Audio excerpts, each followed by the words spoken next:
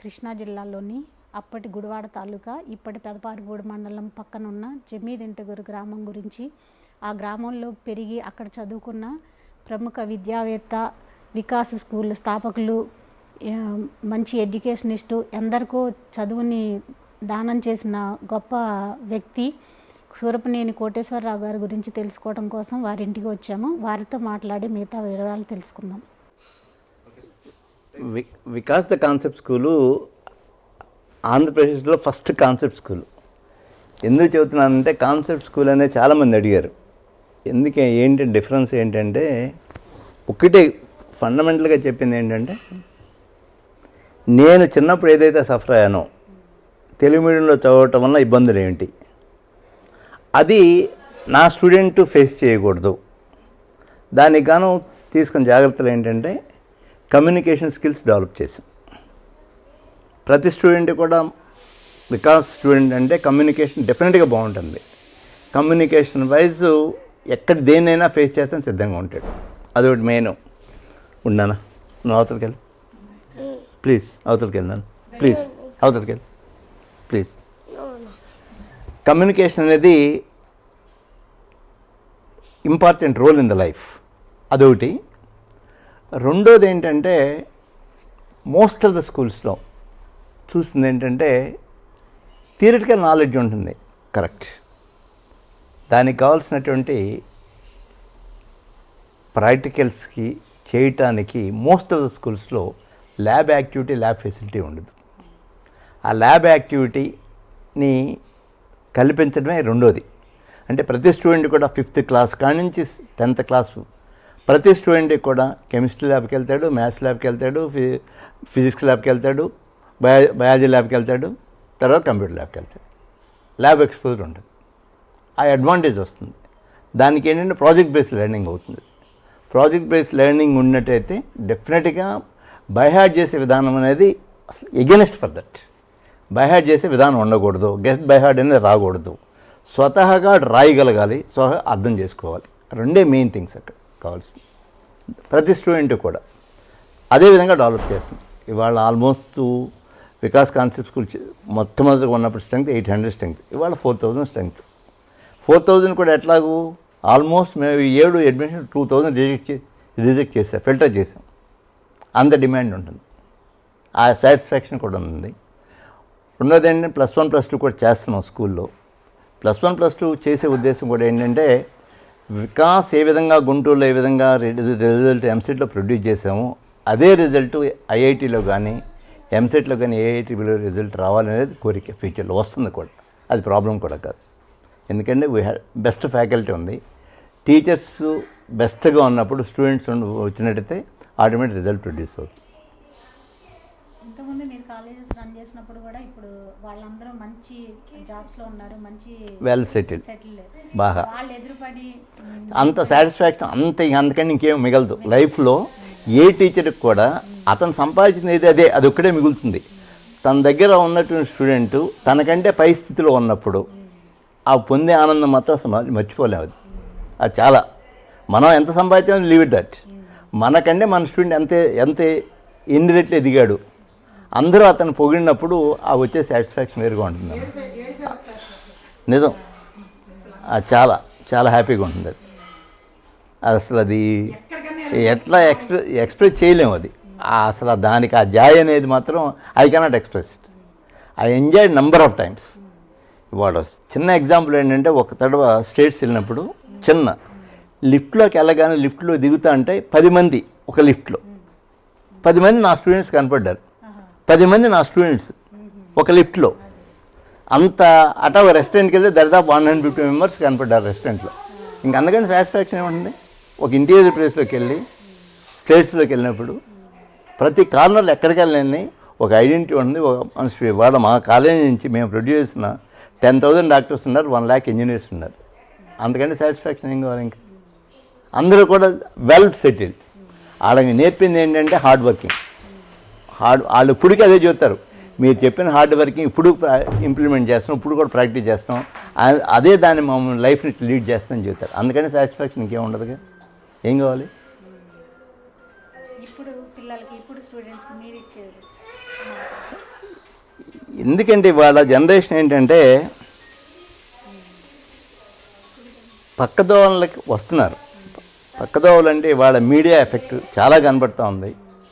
వాళ్ళ ఫేస్బుక్ అనివ్వండి, లేకపోతే చాట్ అనివ్వండి, ఇంకోటి అనివ్వండి, మీడియా అనేది ఇన్ఫ్లుయెన్స్ చాలా ఎక్కువగా ఉంది.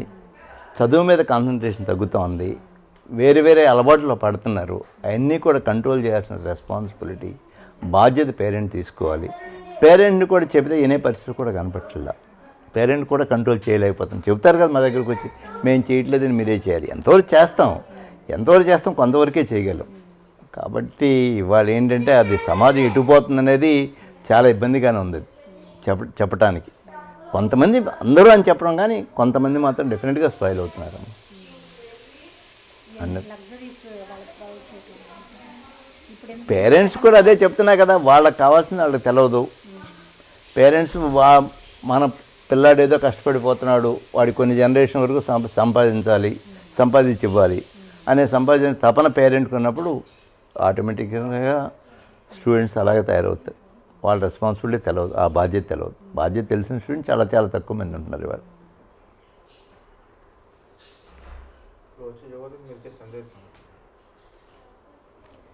యువతను ఒకటేనమ్మా, దేనికి కూడా అడ్డదారులు లేవు. చదువుకు మాత్రం అడ్డదారులు లేవు. కష్టపడి చదవాల్సిందే, కష్టే ఫలి. ఎవడైతే మీకు ఎంత తెలివితేటలున్నా సరే కష్టపడి చదివితే మాత్రం మీరు చేరుకోవాల్సిన గోల్ మాత్రం ఆ గోల్ చేరలేరు. Goal setting important. Goal set చేసుకున్నప్పుడు దానికి హార్డ్ వర్క్ కూడా కావాలి. హార్డ్ వర్క్ చేస్తేనే మీకు లైఫ్లో ప్రతిఫలం దక్కుతుంది. అందువలన మీకున్న ఇంటెలిజెన్స్ హార్డ్ వర్క్ కూడా కపుల్ చేయండి. డెఫినెట్గా మీరు చేరాల్సిన గోల్ చేరుతారు. ఆ చేరినప్పుడు మీ పేరెంట్స్ వచ్చిన సాటిస్ఫాక్షన్ వేరుగా ఉంటుంది, మీ టీచర్స్ సాటిస్ఫాక్షన్ వేరుగా ఉంటుంది, తర్వాత మీకు సొసైటీ ఇచ్చే రెస్పెక్ట్ కూడా వేరుగా ఉంటుంది.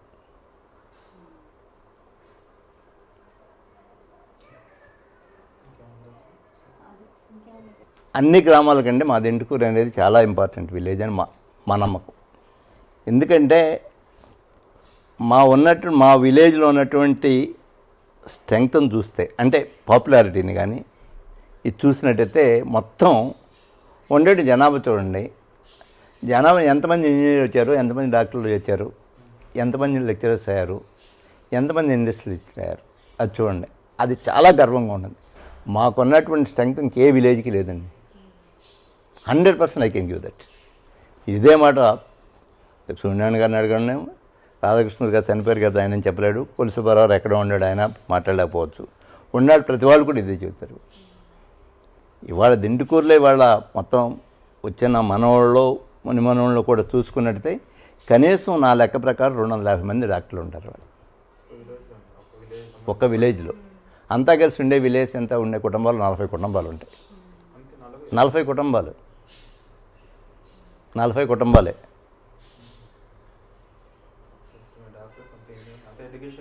అందరూ ఎడ్యుకేషన్ ఉన్నారు. చెప్పాను కదా, ఎవరికైతే డబ్బులు లేవో వాళ్ళకి చదువు వచ్చిందండి. డబ్బులు ఉండాలి, చదువు రాలా. ఉండే కుటుంబాలు 2-3 కుటుంబాలు ఉన్నాయి. 2-3 కుటుంబాల్లో ఎగ్జాంపుల్ ఏంటి అంటే చెప్పడం బాగోదని చెప్పట్లేదు, అది చెప్తున్నారు. 2-3 కుటుంబాలు అంతే. అందరూ మేము చిన్నప్పుడైతే హై స్కూల్కి వచ్చేటప్పుడు కబడ్డీ ఆడేవాళ్ళం, వాలీబాల్ ఆడేవాళ్ళం. చిన్నప్పుడైతే బచ్చాలు ఆడేవాళ్ళం, కర్రబిల్ల ఆడేవాళ్ళం, చెడుగుడు ఆడేవాళ్ళం. అన్నీ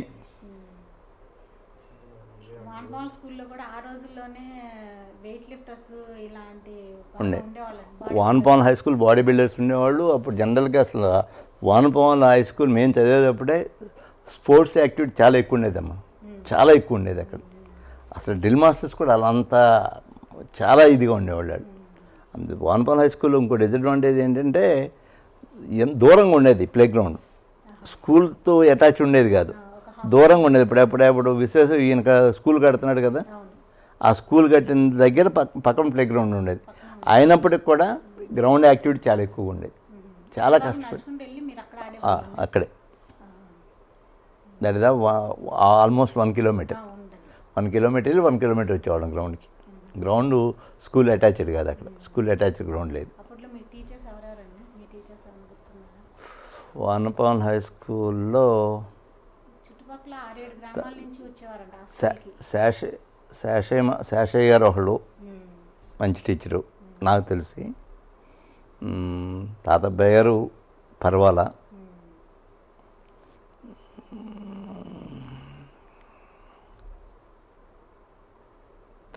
మత్స్యరావు మాస్టర్ మాకు చెప్పలేదు, కానీ తర్వాత టీచర్స్ హెడ్ మాస్టర్స్గా వచ్చేటప్పటికి చూడలేదమ్మా. పొన్నయ్య మాస్టర్ మా టీచర్ కాదు. పొన్నయ్య గారు వేరే స్కూల్లో చేసేవాళ్ళు, మా టీచర్ ఎప్పుడు కాదు. కాకపోతే వాళ్ళ ఇంటికి వెళ్ళి చదువుకుంటూ ఉండేవాళ్ళం, కానీ పొన్నయ్య మాస్టర్ డైరెక్ట్ టీచర్ మాత్రం కాదు. ఇంకా ఊరి గురించి ఏమైనా చెప్పాలి? నాకు చిన్నప్పుడు తెలిసి దెంటుకూరు నుంచి వానపాలెం హై స్కూల్కి వెళ్ళాలంటే ఆల్మోస్ట్ మోకాళ్ళలోతు వర్షం పడిందని మోకాళ్ళలో దిగేది.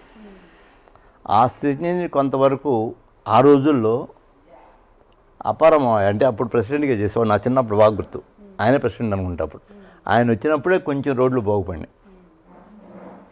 కొంచెం సిన్సియర్గా కూడా చేసేవారు ఆయన. తర్వాత ఎవడున్నా నేను ఊళ్ళో ఉన్నప్పుడు ఆయనకి చాలా మంచి పేరు ఉండేది ఆ రోజులు. కొల్లాపారావు అంటే కొంచెం సిన్సియర్గా ఉండేవాళ్ళు.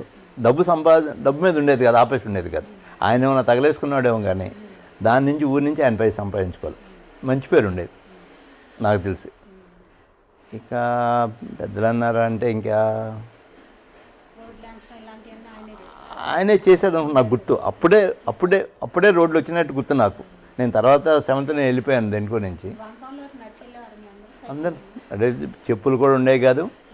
చెప్పులు లేని స్థితే. ఎస్ఎల్సీ వరకు చెప్పులు కూడా వేసుకోలేదు, ప్యాంట్ కూడా వేసుకోలేదు, నిక్కర్తో వెళ్ళేవాడు. ఎస్ఎల్సీ వరకు చెప్పులు అంటే కూడా తెలవు. 7th క్లాస్ కదే, ఈవెన్ ఎస్ఎస్సీ వరకు కూడా.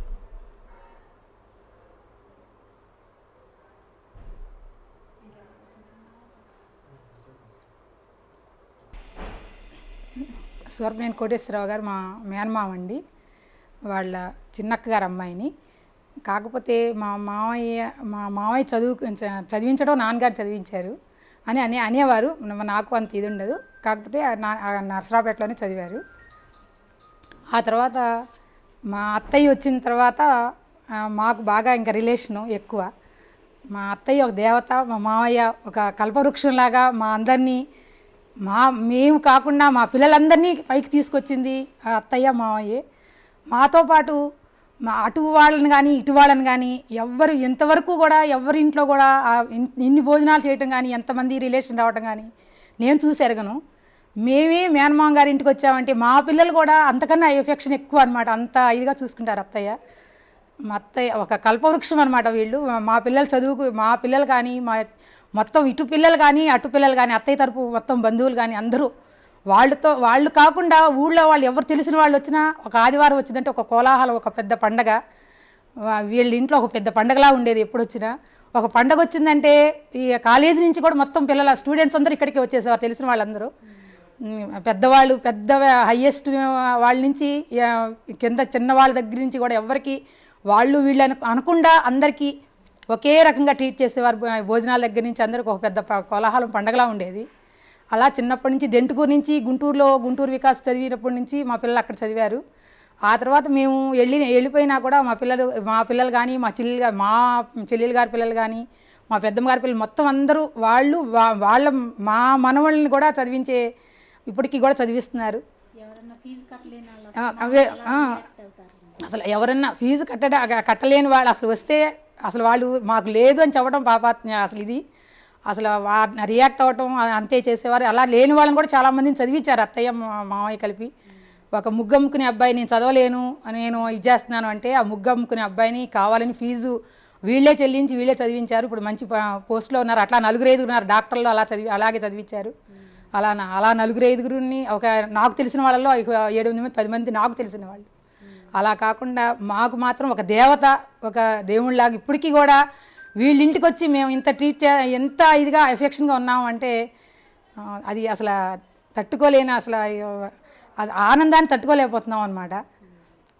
మా పిల్లలందరూ రావడానికి పైకి రావడానికి కారణం అత్తయ్య మామయ్యే. వాళ్ళు ఒక కల్పవృక్షం, వాళ్ళు లేకపోతే మేము లేవు, మా జీవితాలు లేవు. అది మాత్రం అక్షరాల నిజం. ఆ చదువు అంటే కూడా ఏంటో మాకు తెలియని ఇదనమాట.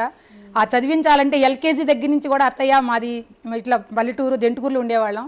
ఈ అత్తయ్య మాది ఇట్లా దెంటుకూరు, నేను ఇట్లా చదివించే తెలుగు మీడియము ఇంగ్లీష్ మీడియంలో వీళ్ళు ఎలా ఇచ్చేస్తారంటే ఏం కాదమ్మా, మా పాప తెలుగు మీడియం నుంచే డాక్టర్ చదువుకుంది.